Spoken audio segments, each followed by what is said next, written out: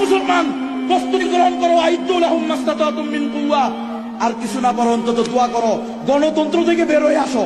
গণতন্ত্র ইসলামে নাই, খেলাফতন্ত্রের জন্য দোয়া করো। নাসবুল ইমামি ফরজুন, ফিকহের অন্যতম একটা কায়দা, ঠিক কিনা? ইমাম কায়েম করার জন্য চেষ্টা করো।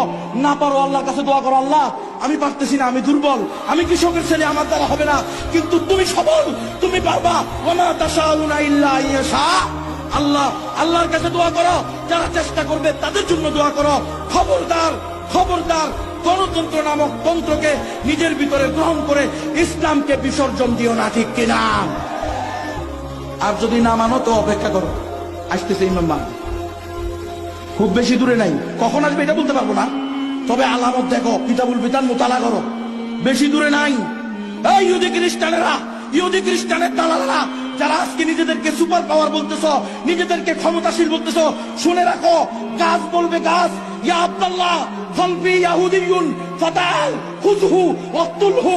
এই আল্লাহর বান্দা, আমার পিছনে ইহুদি পালাইছে, তাকে ধরো, জবাই করো, হত্যা করো।